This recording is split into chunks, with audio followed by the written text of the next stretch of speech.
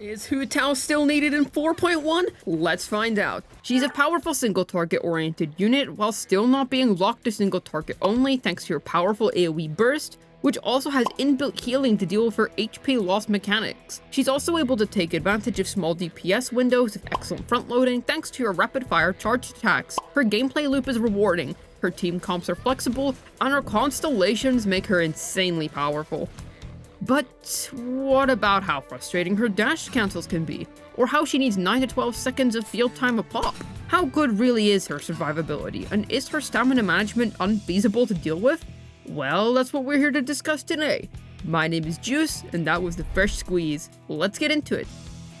Hu Tao is a fantastic pyro DPS who synergizes with Hydro to unleash explosive, vaporized madness. She's great for those of you who really want to push the single target DPS ceiling and push the archetype to its limits. Her power level directly scales with the amount of skill and effort you're willing to put into playing her. It's also worth pointing out that Hu Tao is single target oriented, not single target locked. This means that with solid grouping, Hu Tao's charge attacks are able to hit multiple enemies. A good reference point is that if Xingqiu's rain swords hit a target, you can expect Hu Tao's charge attack to land as well. It's also misconceived, but Hu Tao is a bad unit without her C1 or R1, or plain bad without both. This is blasphemy! Okay, it's not that bad if you thought that, but no, that's not true. Hu Tao is still excellent at what she does even if you don't have her C1 or signature weapon. As I said earlier, her output directly scales with how well you play her. Her requirement to always be at 50% HP or less is also perfectly manageable thanks to how bulky she is at base, how many HP stuff she wants to build, and that inbuilt heal of hers. For those of you wondering, at C3, Hu Tao's HP to attack conversion caps out at 40k HP. I always recommend 30k HP as a healthy amount. Her charge attacks are also very rapid fire and easy to recover from, which means you can easily take advantage of vulnerable boss windows. She's also the best single target DPS in the game. Now, granted, I'm talking specifically about single target oriented boss scenarios here. Note that since she's a DPS, she demands quite a bit of field time in her rotations, roughly 9 to 12 seconds a pop. It's also worth considering that at C0 R1, Yuemian's really not that far behind her. Barely actually. So she's not as necessary to pull for if you've already got Fireworks Girl over here. Now we address the elephant in the room, Hu Tao's signature weapon in C1. There's a few pros and cons to each. With the big red plastic fork, you get a guaranteed DPS upgrade, EM buffs become more valuable, you can reach insanely high investment points with Hu Tao, you can transfer Homa to many of her units, and also, Homa tends to always have pretty solid partner weapons. Remember Elegy Homa and Simulacra Homa? I bet Blue Edgeworth over here's got a pretty nice signature as well. With C1, you're able to play far more imperfectly and yield more DPS. The quality of life increase is nuts. It's cheaper to acquire over Homa if you lose your 50/50s, you can chase enemies across the Abyss Arena more easily by charging after them, and you also can increase your overall team DPS as Xingqiu and Yelan throw out more projectiles as Hu Tao shoots off more charge attacks. However, something to note with C1 is that not every player will be able to make the most out of it skill-wise and may waste some of its potential. But ultimately, this con will remove the need to manage her stamina properly, which lowers her barrier to entry in terms of skill hugely. She's far from unplayable at C0 with a 4-star weapon, however. For those of you who are free to plays and are wondering if you can still get a kick out of her, yes, but there are a few conditions.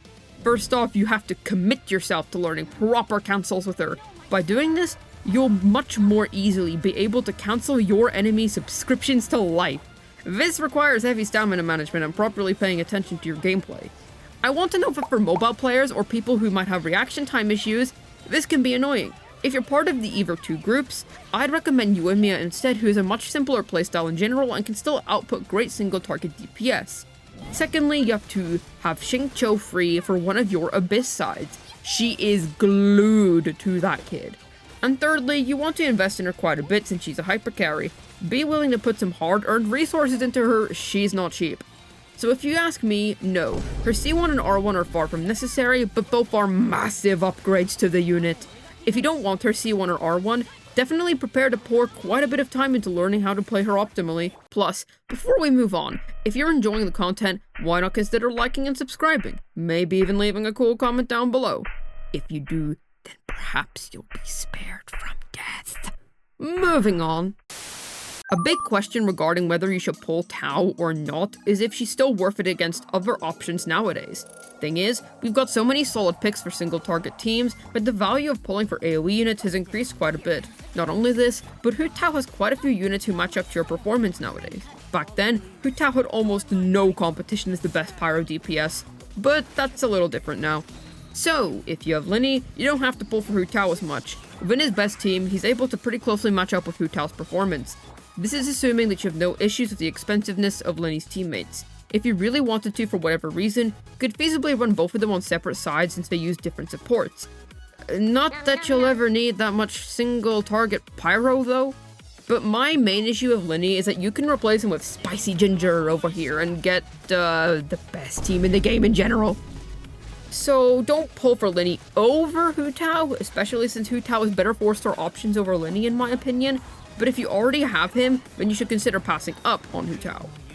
Then we have Yoimiya. If you have her, once again, you don't really have to pull for Hu Tao, since if they're both at C0 R1, the performance difference isn't that huge.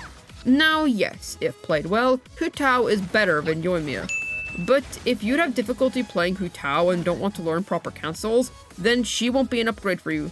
Note that Yoimiya is single target locked, however, and is gonna struggle pretty badly in situations where there's more than 2 enemies on the field. Hu Tao still has some mild AoE potential with her self-healing burst. Not only this, but playing Hu Tao is far more rewarding as well. By playing her more and more, you can improve, whereas you can't really do the same with Yoimiya. There's only so much complexity in the world of spam clicking. However, with C1, this is a different story. The issue of playability is essentially removed. So at that stage, yes, Hu Tao does outpace Yoimiya by a solid amount. Same for Linny too. For all those free-to-plays out there, I'd say stick to Yoimiya for now. As for the legendary Xiangling Impact, personally, I don't think Xiangling invalidates Hu Tao's existence. Just play a Xiangling team on the other half, or play Funirational. Xiangling is great however, and if you're satisfied with her as a pyro DPS, hey, that's cool too. Hu Tao in 4.1 is still a very powerful pyro DPS unit who's the premier of single target, but at the cost of either your sanity or your primo wallet. There are quite a few replacements nowadays, and she isn't anywhere near as necessary as she might have been before. But if you're interested in reaching the absolute ceiling of single target, and really want a rewarding unit to learn, then hey, Hu Tao is certainly for you. Plus, hey, she has cool eyes. That's a nice bonus. This has been Juice, signing out, and I wish you all a silly day.